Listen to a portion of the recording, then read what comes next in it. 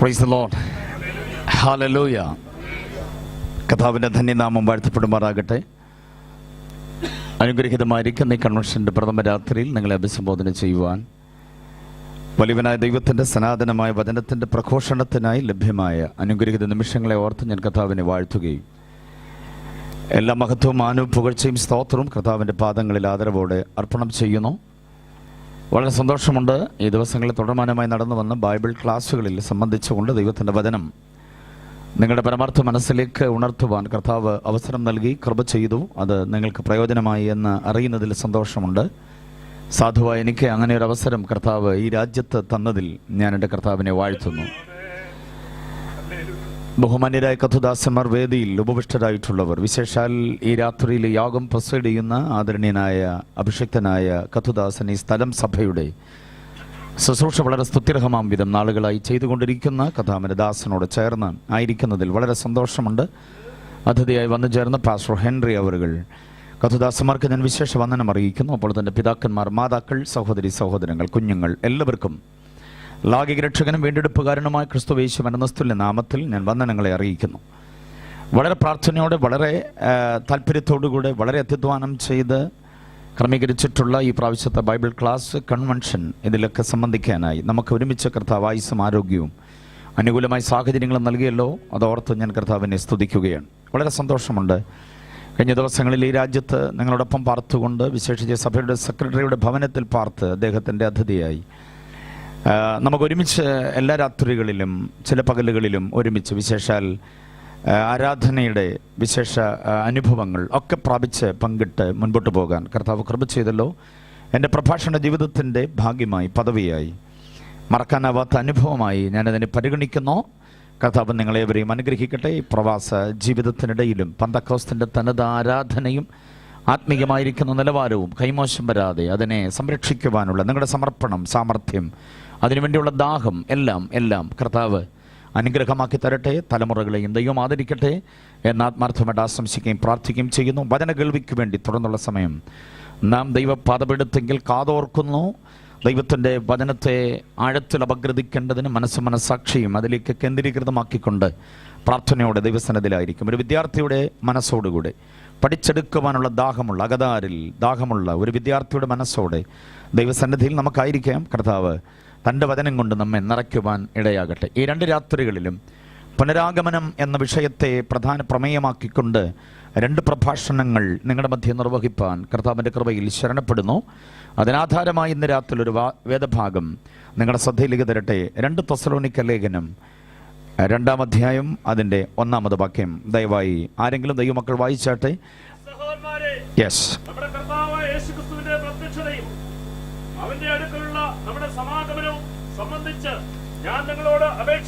മതി. നമ്മുടെ കർത്താവായ യേശു ക്രിസ്തുവിന്റെ പ്രത്യക്ഷത, അവന്റെ അടുക്കലുള്ള നമ്മുടെ സമാഗമനം. Praise the Lord. എത്ര പേർക്ക് സന്തോഷമുണ്ട് ഈ വിഷയത്തെ പഠിക്കുവാൻ, പ്രാപിക്കുവാൻ? ആമേൻ. കരങ്ങൾ ഉയർത്തി കർത്താവിനെ സ്തുതിച്ചാട്ടെ. നമ്മുടെ കർത്താവായ യേശു ക്രിസ്തുവിന്റെ പ്രത്യക്ഷത, അവന്റെ അടുക്കലേക്കുള്ള നമ്മുടെ സമാഗമനം വളരെ അനുഗ്രഹീതവും വിശാലവും ദിവസങ്ങൾ നിന്ന് പഠിക്കുവാൻ കൊള്ളാവുന്ന അനുഗ്രഹീതമായിരിക്കുന്ന ഒരു വ്യാപകത്വമുള്ള വിഷയമാണിതിന്. കാലിക പ്രാധാന്യമായൊരു വിഷയം, ഈ കാലഘട്ടത്തിൻ്റെ അനിവാര്യതയുള്ളൊരു വിഷയം. വേദപുസ്തകത്തിലെ വിഷയങ്ങളെല്ലാം തന്നെ നമ്മുടെ ആത്മീയ ജീവിതത്തിന് ആവശ്യമാണ്. പക്ഷേ ഈ പ്രത്യേക വിഷയം നമ്മുടെ ക്രിസ്തീയ ജീവിതത്തിൻ്റെ മുൻപോട്ടുള്ള ഗമനത്തിന്, ശാക്തീകരണത്തിന്, പ്രകാശനത്തിന്, ആത്മീകനായി ജീവിക്കുവാൻ, ആത്മീകയായി ജീവിക്കുവാൻ നമ്മെ അനുവദിക്കാത്ത പോരും പടയുമുള്ള ഈ കാലഘട്ടത്തിൽ നാം അറിഞ്ഞിരിക്കേണ്ട മഹത്തായിരിക്കുന്നൊരു വിഷയം. അതാണ് ക്രിസ്തുയേശുവിൻ്റെ പുനരാഗമനം. പുനരാഗമനത്തെക്കുറിച്ച് മാത്രം അറിഞ്ഞാൽ പോരാ, അവൻ്റെ അടുക്കിലേക്കുള്ള നമ്മുടെ സമാഗമനം. Praise the lord. യേശു പ്രത്യക്ഷനാകുന്നു. യേശുവിൻ്റെ അടുക്കിലേക്കുള്ള നമ്മുടെ കയറിപ്പോക്ക്, അതാണ് സമാഗമം. യേശുവും നാമും കൂടി ഒരുമിച്ചുള്ള ആ സമ്മേളനം, അത് ആണ് സമാഗമം എന്ന പദം കൊണ്ട് അർത്ഥമാക്കുന്നത്. മുഖവര ദീർഘമാക്കുന്നില്ല, എങ്കിലും പറയട്ടെ ചില കാര്യങ്ങൾ. തെസ്സലോനിക്ക ലേഖനം എന്ന് പറയുന്നത് പ്രത്യാശ നിർഭരമായൊരു ലേഖനമാണ്. ശ്രേഷ്ഠമായ നിലയിൽ പ്രത്യാശ നമ്മുടെ ഉൾത്തടത്തിലേക്ക് കാഞ്ഞു പതിക്കത്തക്ക നിലയിൽ പൗലോസിനാൽ എഴുതപ്പെട്ട അതിവിശിഷ്ടമായ ഒരു ലേഖനമാണ് തെസ്സലോനിക്ക ലേഖനങ്ങൾ. 2 തെസ്സലോനിക്ക ലേഖനങ്ങൾ എന്ന് പറയേണ്ടതുണ്ട്. 1-ാം ലേഖനം, 2-ാം ലേഖനം. 1-ാം ലേഖനം യേശുവിൻ്റെ മടങ്ങി വരവ്, 2-ാം ലേഖനം സഭയുമായിട്ടുള്ള കർത്താവിൻ്റെ ഭൂതലത്തിലേക്കുള്ള വരവ്. ഈ രണ്ട് പ്രമേയങ്ങളാണ് രണ്ട് ലേഖനങ്ങളിലും നമുക്ക് ഒരുമിച്ച് കാണാൻ കഴിയുന്നത്. Price the Lord. ഈ ലേഖനം പല ആവർത്തി വായിച്ചിട്ടുള്ളവരാണ് എൻ്റെ മുമ്പിൽ ഇരിക്കുന്നതെന്ന് എനിക്കറിയാം. അതുകൊണ്ട് തന്നെ ആ ലേഖനത്തെക്കുറിച്ച് അധികം പ്രസ്താവിക്കാതെ, മുഖവര ദീർഘമാക്കാതെ, ഈ വാക്യത്തിലെ യേശുവിൻ്റെ പ്രത്യക്ഷതയും അവൻ്റെ അടുക്കലേക്കുള്ള സമാഗമനവും എന്ന വിഷയത്തെ ആസ്പദീകരിച്ചുകൊണ്ടുള്ള പ്രഭാഷണ ചിന്തകളിലേക്ക് നിങ്ങളുടെ ശ്രദ്ധയെ ഞാൻ സ്വാഗതം ചെയ്യുകയാണ്. Price the Lord.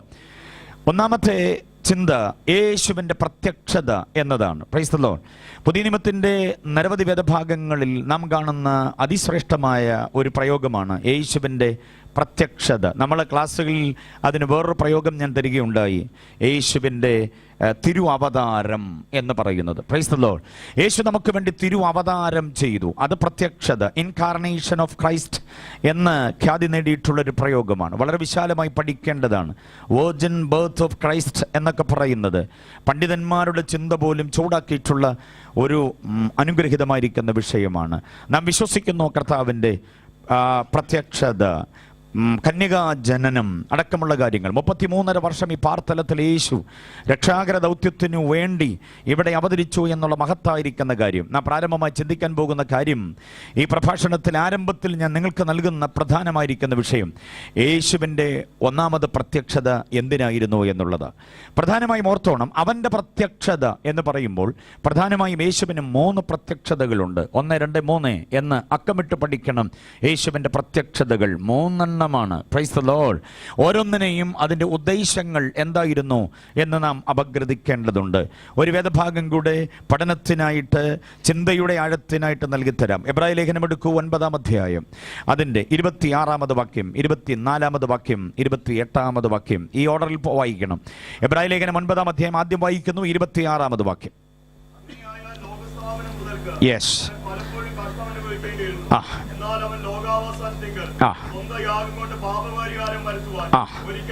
ഒരിക്കൽ പ്രത്യക്ഷനായി എന്ന് നാം കാണുന്നു. യേശുവിൻ്റെ പ്രത്യക്ഷത, പേര് കൊടുത്തോളൂ അതിന്, യേശുവിൻ്റെ ഭൂതകാല പ്രത്യക്ഷത.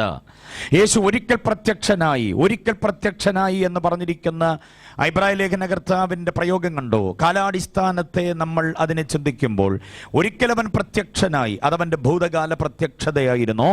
എന്തിനാണ്? ഓർത്തോണേ, യേശു ഒരിക്കൽ പ്രത്യക്ഷനായത് 3 കാര്യങ്ങളെ നീക്കിക്കളയേണ്ടതിന് വേണ്ടിയാ. Price the Lord. 3 കാര്യങ്ങളെ നീക്കിക്കളയേണ്ടതിനാ. സന്തോഷമുണ്ടോ? എങ്ങനെ സന്തോഷം വരും? ഏതാ നീക്കിയെന്നറിയാതെ എങ്ങനെ സന്തോഷിക്കുക? 3 പ്രധാന കാര്യങ്ങളെ മനുഷ്യൻ്റെ കരുത്ത് കൊണ്ട്, അവൻ്റെ മസിൽ പവർ കൊണ്ട്, അവൻ്റെ ദിനാറ് കൊണ്ട്, അവൻ്റെ ഡോളർ കൊണ്ട്, അവൻ്റെ യാതൊരു വിധത്തിലുള്ളതായിരിക്കുന്ന അനിതര സാധാരണമായ കഴിവുകളുടെ അകമ്പടി കൊണ്ട് നീക്കിക്കളയാൻ കഴിയാത്തതായിരിക്കുന്ന 3 കാര്യങ്ങൾ. എത്ര ശ്രമിച്ചാലും നീങ്ങത്തില്ല.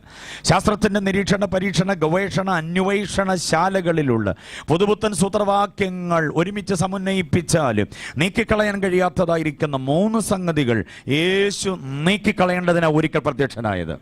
ഹല്ലേലൂയ. ഞാൻ വിശദീകരിക്കാം ഏതൊക്കെയാ 3 കാര്യങ്ങൾ യേശു നീക്കിയതെന്ന്. പക്ഷെ അതിനു മുമ്പ് ഈ 3 പ്രത്യക്ഷതകളെ ഒന്ന് പരിചയപ്പെടുത്തിട്ട് 24-ാം വാക്യം വായിക്കൂ. അതാണ് 2ാമത്തെ പ്രത്യക്ഷത. ക്രിസ്തു വാസ്തവമായതിന്റെ പ്രതിബിംബമായി. യെസ്. ഇപ്പോൾ നമുക്ക് വേണ്ടി ദൈവസന്നിധിയിൽ പ്രത്യക്ഷനാകാൻ സ്വർഗത്തിലേക്കത്രേ പ്രവേശിച്ചത്. അപ്പോൾ ഇപ്പോൾ അവൻ നമുക്ക് വേണ്ടി എന്ത് ചെയ്തിരിക്കുന്നു? പ്രത്യക്ഷനായിരിക്കുന്നു. എവിടെ? സ്വർഗത്തിൽ.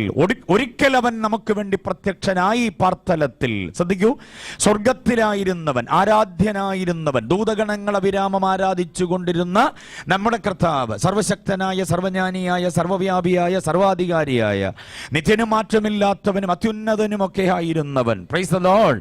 അതാ ഫിലിപ്പിയ ലേഖനത്തിൽ പൗലോസ് പറയും, ദൈവമായിരുന്നവൻ. കണ്ടോ? അങ്ങനെ ആയിരുന്നവൻ ആ ദൈവത്വം മാറ്റിവെച്ചിട്ട് നമുക്ക് വേണ്ടി ഈ പാർത്തലത്തിൽ പ്രത്യക്ഷനായി ഒരിക്കൽ. ഹല്ലേലൂയ. ആ യേശു പ്രത്യക്ഷനായതിന്റെ ഉദ്ദേശം നിവർത്തിച്ച ശേഷം ഇപ്പോൾ അവൻ പ്രത്യക്ഷനായിരിക്കുന്നു. എവിടെ? സ്വർഗത്തിൽ. മനസ്സിലാകുന്നുണ്ടല്ലോ? ഹല്ലേലൂയ. സ്വർഗത്തിൽ പ്രത്യക്ഷനായിരിക്കുന്നു. അപ്പൊ 2ാമത്തെ പ്രത്യക്ഷത ഏതാ? ഒരിക്കൽ ഭൂമിയിൽ പ്രത്യക്ഷനായവൻ ദൗത്യം തികച്ചനന്തരം ഇപ്പോൾ എവിടെ പ്രത്യക്ഷനായിരിക്കുന്നു? സ്വർഗത്തിൽ, വാസ്തവമായി ഇതിൻ്റെ പ്രതിബിംബമായി, കൈപ്പണിയായ ക്ഷേത്രങ്ങളിലല്ല. എന്ന് പറഞ്ഞാൽ ആരാധനാലയങ്ങൾ പലതും ചിലതും ഉണ്ടാക്കപ്പെട്ടിട്ടുണ്ട്, അത് തകർന്നുടഞ്ഞിട്ടുണ്ട്, വീണ്ടും അത് പുനർനിർമ്മാണം ചെയ്തിട്ടുണ്ട്. ദേവദാരുകൊണ്ട്, പൊന്നുകൊണ്ട്, തനിത്തങ്കം കൊണ്ട്, ശില്പവൈദഗ്ധ്യങ്ങളുടെ അകമ്പടി കൊണ്ട് വമ്പൻ ആലയങ്ങൾ. സമാഗമന കൂടാരം കഴിഞ്ഞ് പിന്നെ ശലോമോന്റെ ആലയം, പിന്നെ സെരുബാബേലിന്റെ ആലയം, പിന്നെ ഹേരോദാവിന്റെ ആലയം, ആലയങ്ങളുടെ ഒരു ഉണ്ടാകാൻ സമ്മതിക്കുന്നു. എന്നാലും അത്രയല്ലേ ഉള്ളൂ. നമ്മളിപ്പോൾ വ്യാപരിക്കുന്ന ഈ ജീവനുണ്ടല്ലോ, കുറെ കഴിയുമ്പം നമ്മെ വിട്ടുപോകുന്നത്. പക്ഷെ ഇവിടെ പറഞ്ഞിരിക്കുന്ന ജീവൻ നിത്യജീവനാണ്. അത് യേശു മരണം നീക്കുമ്പോൾ നമുക്ക് ലഭിക്കപ്പെടുന്ന അനന്തര ഫലമാണ് നിത്യജീവൻ. എത്ര പേർ അവകാശികളായിട്ടുണ്ട് നിത്യജീവന്? യേശുവിലൂടെ അല്ലാതെ നിത്യജീവൻ അവകാശമാക്കാൻ കഴിയുകയില്ല. യേശുവിനെ വിശ്വസിക്കാൻ പറയുന്നത് എന്തിനാണെന്നറിയാമോ? ഈ നിത്യജീവന്റെ പ്രാപണത്തിന് വേണ്ടിയാണ്. സുവിശേഷത്തിന്റെ പരമാർത്ഥമായ യാഥാർത്ഥ്യങ്ങൾ കവലകൾ തോറും ഒരു ഭോഷനെ പോലെ ദൈവദാസന്മാർ വിളിച്ചു പറഞ്ഞുകൊണ്ട് നടക്കുന്നത്, അത് ജാതീയ മേഖലകളിലും ആത്മീകരില്ലാത്ത മേഖലകളിലും ആഢ്യത്വത്തോടുകൂടെ വിവിധ തരത്തിലുള്ള മതങ്ങളെ വിശ്വസിച്ച് അതിനെ ആദരിച്ചു പോകുന്നവരുടെ ഇടയിലും നിന്നുകൊണ്ട് തന്റെ ഇടത്തോടെ സുവിശേഷം പ്രസംഗിക്കുവാൻ ഞങ്ങൾ കാണിക്കുന്ന ഒരുമാതിരി തന്റെ ഇടം. സുവിശേഷത്തിൽ വിശ്വസിക്കുന്നവന് ലഭിക്കപ്പെടുന്നത് എന്തെങ്കിലും സാമ്പത്തികമല്ല, വിദേശ രാജ്യങ്ങളുമായിട്ടുള്ള ബന്ധമല്ല, അമേരിക്ക തരുന്ന ഡോളറല്ല, അവർ തരുന്ന ഏതെങ്കിലും സ്ഥാവര ജംഗമ വസ്തുക്കളല്ല. യേശുവിൽ വിശ്വസിക്കുന്ന ലഭിക്കപ്പെടുന്നത് നിത്യജീവനാണ്. അതിൽ സന്തോഷമുള്ളവർ കർത്താവിനെ സ്തുതിക്കേ. നിത്യജീവന്റെ പ്രാപണം. ഹല്ലേലൂയ. അപ്പം മരണം നീക്കി എന്തോ തന്നിരിക്കുന്നു? ജീവൻ തന്നിരിക്കുന്നു. മരണം നീക്കി ജീവനും പിന്നെ അക്ഷയത. എന്താണ് അക്ഷയത എന്ന് പറഞ്ഞാൽ? ഈ ശരീരം നാശമായി പോകുന്നത്, മണ്ണിനോട് വിലയം പ്രാപിക്കും. ഇത് പുഴുവരിച്ചു പോകുന്നത്, മനസ്സിലാകുന്നുണ്ടോ? ചിതലെടുത്തു പോകുന്നത്, ഇത് ബാക്കിയൊന്നും ഉണ്ടാകില്ല. പക്ഷെ അത് അങ്ങനെ തീരത്തില്ല. അമർത്യതയുടെ നവയൗവനവുമായി ഇത് പൊങ്ങി വരും. നമ്മൾ നാളെ പഠിക്കുന്നത് പുനരുദ്ധാനത്തിന്റെ യോഗ്യതയാണ്. പുനരുദ്ധാനത്തിന്റെ യോഗ്യതകൾ. ആരാ പുനരുദ്ധാനം പ്രാപിക്കുന്നതെന്നാണ് നാളെ നമ്മൾ ചിന്തിക്കുന്നത്. Price the Lord. നാളെ വരണേ. Price the Lord. ആരാണ് പുനരുദ്ധാനം പ്രാപിക്കുന്നത്? കാഹളനാളിൽ പുനരുദ്ധാനം പ്രാപിക്കുന്ന ആരാണ്? അതിൻ്റെ യോഗ്യതകൾ എന്തൊക്കെയാണെന്ന നാളത്തെ പ്രസംഗം. അതോടുകൂടെ നമ്മുടെ കൺവെൻഷൻ നാളെ തീരുകയാണല്ലോ. ആ വിഷയം വളരെ ഗംഭീരമായ ഒന്നാണ്. അത് നാം അറിഞ്ഞേ പറ്റുകയുള്ളൂ. ഓക്കെ. അപ്പൊ യേശു നീക്കിയത് മരണമാണ്. മരണം അവൻ നീക്കിയിട്ട് നമുക്ക് തന്നത് ജീവനും അക്ഷയതയും. Praise the lord. ഓക്കെ. നാളെ അക്ഷയത എന്ന വിഷയത്തിന്റെ ഗൗരവമാർന്ന ചിന്തകൾ വേദാനുസൃതമായി ആഴത്തിൽ പഠിക്കാൻ കർത്താവ് നമ്മെ സഹായിക്കുമാറാകട്ടെ. അപ്പോൾ യേശു രണ്ടാമത് നീക്കിയത് എന്തുവാ? തൻ്റെ വരവിൽ ഒന്നാം പ്രത്യക്ഷതയിൽ താൻ രണ്ടാമത് നീക്കിയത് എന്തുവാ? മരണത്തെയാ. ഇനി കേൾക്കണോ? മൂന്നാമത് ഒന്നുകൂടെ നീക്കിയിട്ടുണ്ട്. ഓഹോ, അതാ ഗംഭീരം. പാപത്തെ നീക്കി, മരണത്തെ നീക്കി കർത്താവ്. പാപത്തിന്റെ അനന്തരഫലമായ മരണത്തെ എന്തോ ചെയ്തു? നീക്കി. വായിച്ചേ അടുത്ത വാക്യം. എബ്രായ ലേഖനം 2:14. എബ്രായ ലേഖനം 2:14. യെസ്.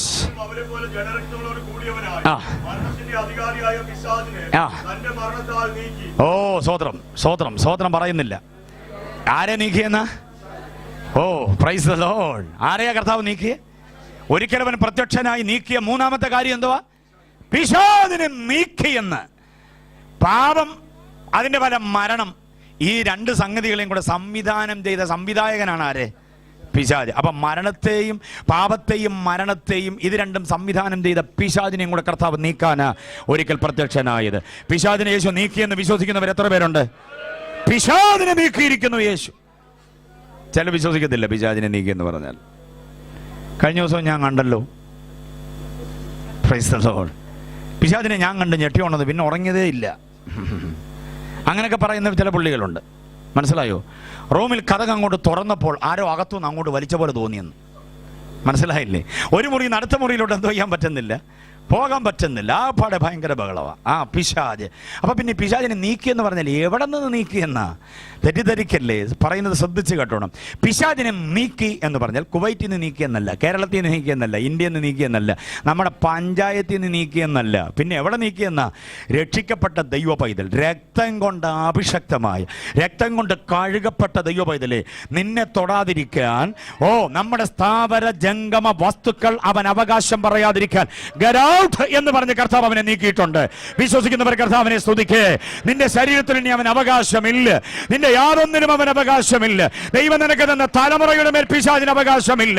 അതിനെ കുഞ്ഞിനെ പേടിപ്പിക്കാനോ അവന്റെ ഭാവിയെ ഇരുളടപ്പിക്കാനോ അവനെ വഴിപിഴപ്പിക്കാനോ പിശാചിന് അവകാശമില്ല. പിശാചിനെ നീക്കിയിരിക്കുന്നു കർത്താവ്. വിശ്വാസത്തോടെ ഏറ്റെടുത്തോണം. വിശ്വാസത്തോടെ. കർത്താവ് പിശാചിനെ എന്തോ ചെയ്തിരിക്കുന്നു? നമ്മുടെ തലമുറ എവിടെ പഠിക്കട്ടെ, എവിടെയും പഠിക്കട്ടെ, പിശാച് തൊന്തരവ് ചെയ്യാൻ പറ്റത്തില്ല. കാരണം പിശാചിനെ രക്തത്താൽ വീണ്ടെടുക്കപ്പെട്ട ദൈവപൈതന്റെ മേൽ അവകാശം പറയാതിരിക്കേണ്ടതിന് പിശാചിനോട് കർത്താവ് അതിരും മാറ്റി തൊട്ടുപോകരുതെന്ന് കൽപ്പിച്ചിട്ടുണ്ട് കർത്താവ്. അവർ തമ്മിലൊരു സമവായത്തിൽ ഏർപ്പെട്ടതല്ല, ഒരു അഡ്ജസ്റ്റ്മെന്റിലല്ല. അടുക്കരുതെന്ന് പറഞ്ഞ് അവനെ അകറ്റിയിരിക്കുന്നു. ഏറ്റെടുത്തോണം ഇന്ന് രാത്രി. പിശാചിന് നിന്നെ ഒന്നും ചെയ്യാൻ കഴിയുകയില്ല. നിന്റെ രോഗത്തിന് പിശാചിന് കൈകടത്താൻ കഴിയുകയില്ല. സാമ്പത്തികത്തിൽ പിശാചിന് കൈകടത്തുണ്ടാകുകയില്ല. അവൻ പിശാചിനെ നീക്കിയിരിക്കുന്നു തന്റെ മരണത്താൽ.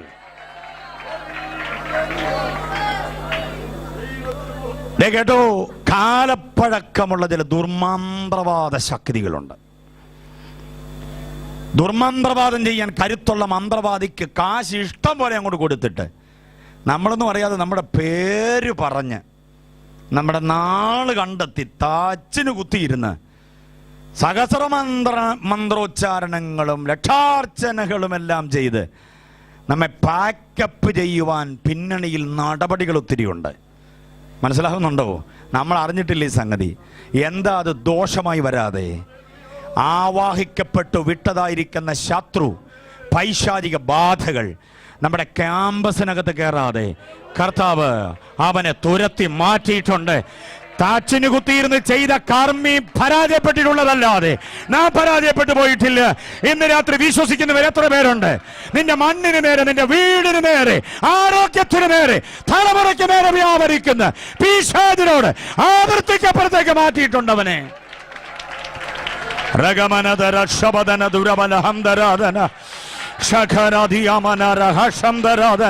പിശാചിനെ നീക്കിയിരിക്കുന്നു, ശത്രുവിനെ നീക്കിയിരിക്കുന്നു. ശക്തമായി അവനെ ആരാധിക്കുക. ആത്മശക്തിയുടെ വല്ല പത്തം ഏറ്റെടുക്ക.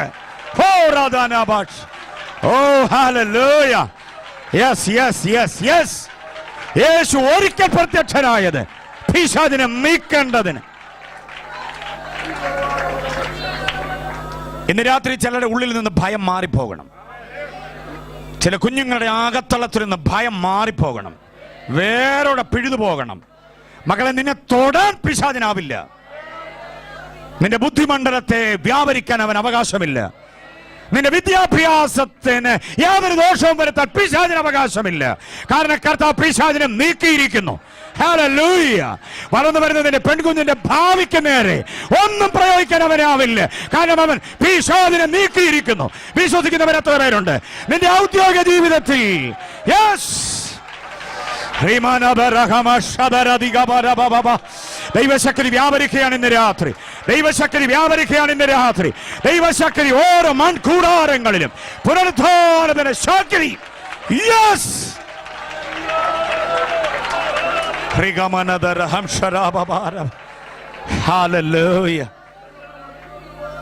യേശു എന്തിനാ വന്നേ?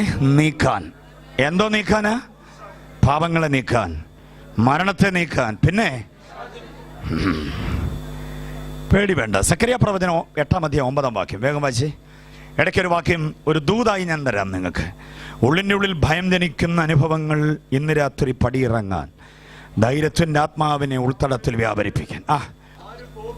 ശ്രദ്ധിച്ചോണം, മലയാളി ശ്രദ്ധിച്ച് കേട്ടോണം. ആരും വെള്ളിയാഴ്ചയും ചൊവ്വാഴ്ച അതിലെ പോക്കുവരത്തുണ്ടെന്ന്. വീടിൻ്റെ വടക്കേപ്പുറത്തൂടെ, കിഴക്കേപ്പുറത്തൂടെ. 8:9 വാക്യം മനസ്സിൽ പതിപ്പിച്ചു വെച്ചോണം. ആരും പോക്കുവരത്ത് ചെയ്യാതിരിക്കേണ്ടതിന്. കുവൈറ്റിന്റെ ചൂടും കുവൈറ്റിന്റെ തണുപ്പും നിയമങ്ങളുടെ സമ്മർദ്ദങ്ങളും നാട്ടിലുള്ള മാതാപിതാക്കളെ കുറിച്ച് ഓർത്ത് വ്യാകുലപ്പെട്ടും ഒക്കെ ഉണ്ടാക്കിയ ദിനാറ് കൊണ്ട് നാം വാങ്ങിക്കൂട്ടിയതും ദൈവം നമുക്ക് നൽകിയതുമായ ഒരിഞ്ച് മണ്ണിലൂടെ പോക്കുവരത്ത് ചെയ്യാൻ പിശാചിനെ അനുവദിക്കത്തില്ല ദൈവം. രക്തം വിയർപ്പാക്കി സമ്പാദിച്ചതൊക്കെ നാട്ടിൽ ഭദ്രമായിരിക്കും. എത്ര പേര് വിശ്വസിക്കുന്നുണ്ട് കാര്യം? അളിയനും നാത്തൂനും അച്ഛനും അച്ചമ്പിയൊക്കെ നോട്ടമിട്ടിട്ടുണ്ട് മണ്ണിന് നേരെ. അറിയാമോ? റിയൽ എസ്റ്റേറ്റുകാരൻ അത് കിട്ടിയാൽ കൊള്ളാമെന്ന് താല്പര്യമുണ്ട്. ചോദിക്കുന്ന പണം തന്ന് എഴുതിയെടുക്കാൻ അവർ താല്പര്യമാണ്. പക്ഷേ തന്ന മണ്ണ് വിട്ടുകൊടുക്കരുത്. അതിന് മേൽ അവകാശം പറയുന്ന ഒരു ദുഷ്ടശക്തിയും അതിനകത്ത് പോക്കുവരത്ത് ചെയ്യാതിരിക്കേണ്ടതിന് ദൈവം എന്തോ ചെയ്യുമെന്നാ പറഞ്ഞേ? ഒരു പട്ടാളമായി കാവൽ കാത്തോളും. വിശ്വസിക്കാം? ഇന്ന് രാത്രി വിശ്വസിക്കുന്ന എത്ര പേരുണ്ട്? പിശാച് പോക്കുവരത്ത് ചെയ്യാതിരിക്കേണ്ടതിന്, പിശാചിന്റെ ഏജന്റ് പോക്കുവരത്ത് ചെയ്യാതിരിക്കേണ്ടതിന്, അതിനകത്തൂടെ കയറി ഇറങ്ങി അവന്റെ ആധിപത്യം സ്ഥാപിക്കാതിരിക്കേണ്ടതിന് കർത്താവ് ഒരു പട്ടാളത്തെ ആളുകൾക്ക് പോകരുത്. യോഗങ്ങളാണ് നമ്മുടെ വിശുദ്ധിയെ അരികുരച്ച് ശുദ്ധീകരിക്കുന്നത്, നമ്മെ ഒന്നുകൂടെ അരികുരയ്ക്കുന്നത്, നമ്മുടെ വ്യക്തിപരമായ ജീവിതത്തിന്റെ നാൾവഴികളെ വഴിത്താരകളെ നന്നാക്കുന്നത് ആത്മീയ കൂട്ടായ്മകളിലൂടെയാണ്, വചന പഠനത്തിലൂടെയാണ് നമ്മൾ തികഞ്ഞു വരാൻ കാരണമായി മാറുന്നത്. യേശു മണവാളനായി വരുന്നു. അവൻ പ്രതീക്ഷിക്കുന്നത് മണവാട്ടിയെയാണ്. മണവാട്ടിയിൽ അവൻ കാണാൻ ആഗ്രഹിക്കുന്ന എന്തുവാ? വിശുദ്ധിയുടെ തികവാണ്. നിർമ്മല കന്യകയാകണം. മനസ്സിലായവർക്ക് ദൈവത്തെ സ്തുതിക്കുന്നു. അവന്റെ പ്രത്യക്ഷത ഇനി എങ്ങനെയായിരിക്കും? യജമാനനായിട്ടായിരിക്കും. യേശു ആരായിട്ടാ വരാൻ പോന്നെ? യജമാനൻ. എവിടെയാ വാക്യം? മർക്കോസിന്റെ സുവിശേഷം 13:35 വാക്യം. യജമാനൻ സന്ധ്യയ്ക്കോ അർദ്ധരാത്രിക്കോ കോഴികൂകും നേരത്തോ രാവിലെയോ. അപ്പൊ ആരായിട്ടാ യേശു വരാൻ പോന്നെ? യജമാനൻ. മണവാളനാണെങ്കിൽ നമ്മളാരാ? മണവാട്ടി. യജമാനാണെങ്കിൽ നമ്മളാരാ? അവന്റെ ദാസന്മാർ, ദാസിമാരാണ്. മനസ്സിലാവുന്നുണ്ടോ? മണവാട്ടിയിൽ പ്രതീക്ഷിക്കുന്നത് വിശുദ്ധിയാണെങ്കിൽ ദാസിദാസന്മാരിൽ പ്രതീക്ഷിക്കുന്നത് വിശ്വസ്തതയാണ്. മറക്കല്ലേ. എന്താ പ്രതീക്ഷിക്കുന്നേ? ഏൽപ്പിച്ചതിലൊക്കെ വിശ്വസ്തനാണോ? ഏൽപ്പിച്ചതിലൊക്കെ വിശ്വസ്തയാണോ? മക്കളെ, വിശ്വസ്തരാണോ മാതാപിതാക്കളോട്, മക്കളോട്, കുടുംബ ബന്ധങ്ങളോട്? എവിടെയാ വിശ്വസ്തതയ്ക്ക് പാളിച്ച പറ്റിയത്? വിശ്വസ്തത ഏറെ പ്രസംഗിക്കപ്പെടേണ്ട ഒരു വിഷയമാണ് ഈ കാലഘട്ടത്തിൽ. വിശ്വസ്തത ഇല്ലായ്മയാണ് പല കുടുംബങ്ങളുടെയും തകർച്ച. വിശ്വസ്തത ഇല്ലാതെയായി പോകുന്നു. വിശ്വസ്തന്മാർ മനുഷ്യപുത്രന്മാരിൽ അവൻ യജമാനാണെങ്കിൽ വിശ്വസ്തതയാണ് അവൻ നമ്മിൽ പ്രതീക്ഷിക്കുന്നത്. ലഭിക്കപ്പെട്ട സാമ്പത്തികത്തിലൊക്കെ വിശ്വസ്തരാണോ? കർത്താവിന് വേണ്ടി പ്രവർത്തിക്കുന്നതിൽ വിശ്വസ്തരാണോ? കർത്താവിന് വേണ്ടി സമയം ചെലവഴിക്കുന്നതിൽ വിശ്വസ്തരാണോ? കർത്താവിന് വേണ്ടി സാമ്പത്തികം ചെലവഴിക്കുന്നതിൽ വിശ്വസ്തരാണോ? കുടുംബജീവിതത്തിൽ വിശ്വസ്തതയുണ്ടോ? 100%.